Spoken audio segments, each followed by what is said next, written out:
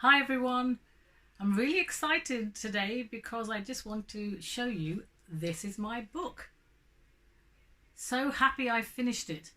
Now, I won't lie, it was a long process. I did start the book about 4 years ago and it didn't take me 4 years to write it, mind you. I put it down because life events took over and it was too traumatic and I just, couldn't write it. So then I picked it up again, and once I did that, I managed to write it really, really quickly. And I just want to encourage you, anyone that has some kind of a love or a passion, if it's anything creative, just persevere, with it, however long it takes. Don't let it go. Push forward.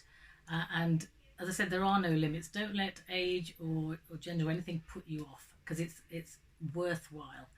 And now there are two reasons I actually wrote the book. And the first one was it was so cathartic. I really, really just was feeling so many emotions of depression, hurt, and anger that I couldn't keep that inside, and I don't recommend anybody else does. So it was just great to write it down. So when you're going through a hard time, if you can put pen to paper, that really, really helps. And you know what? You might even turn it, into a book. And the second reason that I wrote the book was because I realised that other people might be going through the same as myself. Other people might be going through a hard time. And if my experiences can help people, that's even better, because if it can touch, and help one person, I'll be so, so very grateful. And literally, when you're going through all of these emotions, if anyone's, well, we've all been hurt, that's part of life, etc. You go through all the processes, don't you? You go through all the the resentment, the anger, the denial, the acceptance, and you think that process is over and that time will heal, and then all of a sudden stuff just bubbles up and you realize you haven't actually dealt with it as much as you thought. So in writing this book, I had to dig it all up all over again, and even when I read it now, I must admit I do get a little bit emotional, and I hope it'll take you, on a journey as well. And there are two elements to the book, and one is you can read it from a spiritual point of view, and the other is just reading it as just an interesting read. So if people who have no faiths or spiritual beliefs, and they might think, oh, what I'm talking about is a load of mumbo jumbo, well, you're entitled to that, because whatever is true for you will be true for you. But just take it's a true story. Just take it as an interesting read, and I'll take you through a roller coaster ride. That's all I can say. And for the people who are spiritual like myself, the book is based on Christian principles.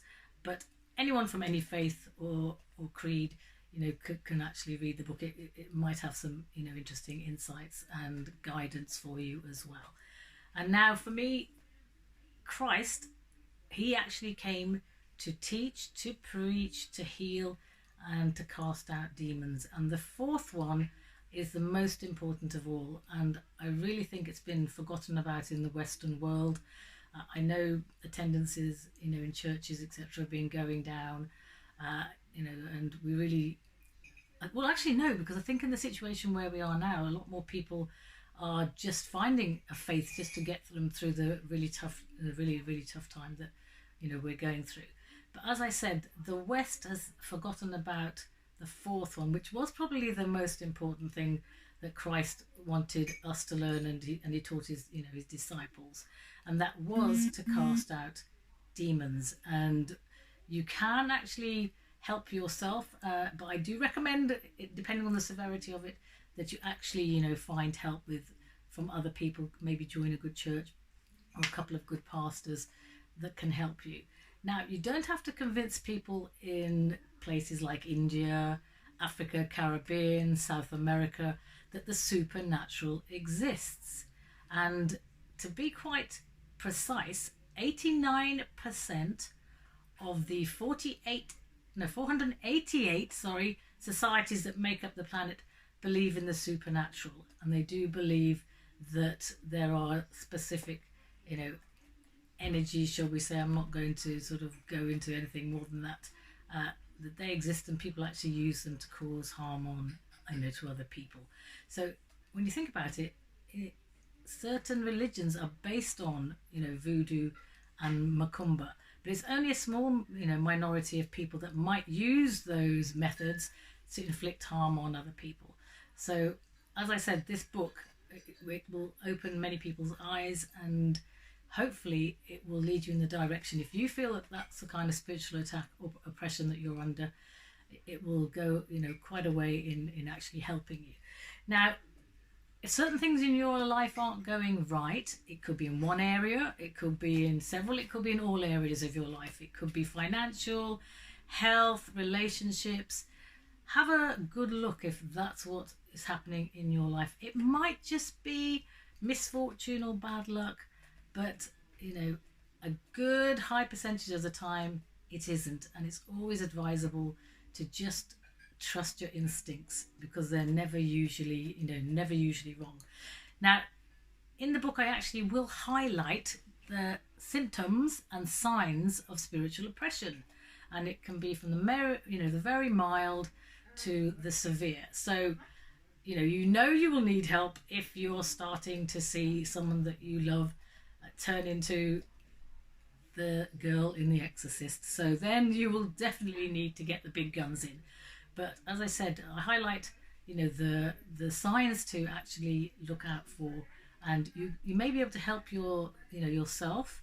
But I do recommend that you find yourself a good church, or good pastors or clergy that will actually guide you. Discernment is absolutely key. That's where prayer and contemplation will come in, because then you can just spend quiet time and really ask, what is happening. And what? God will reveal to you in his own time what may or may not be happening. So that's absolutely essential. And I was so very, very lucky, because in my time of need, I met a couple of fantastic pastors. I joined a good church. Now, these pastors, I am not exaggerating, they actually saved my life, because quite frankly I could have ended up being institutionalized or just ending my life, because that's when you're oppressed like that, this is how it actually will manifest and affect you. And when you're in the deepest, darkest pit, you're depressed, you just shun everybody, you don't let your family even help you. I'm just saying, if you can just hang on in there, just hope and pray, and God will never forsake you or leave you. He will actually pull you out of the pit, and then you've got the support network that's actually behind you. Focus all of your attention as well, as I said, not on the bad. Gosh, that's what I was doing, and that's what kept me down for so long. And also, if there are areas in your life which that either you shouldn't be dabbling in or you shouldn't be doing, that could also be the reason why some of this stuff is happening to you. So get your house in order first. You can't say, poor me, what did I do? Take responsibility if you can for that. And like I said, if you focus on the light, the good, the noble, then what you focus on grows. The good can actually only grow. And for me, as I said, that it was a long process, and I just trusted in the people who were, thank goodness, were put there to help me. I trusted in the Lord, and as I said, I just focused on the light, because where there is light, there can be no darkness. And that's what you need to do. Be the light. So, I was going to say, just if you're experiencing these and I can help you in any way, and do contact me as well if you need any further help. Thank you so much.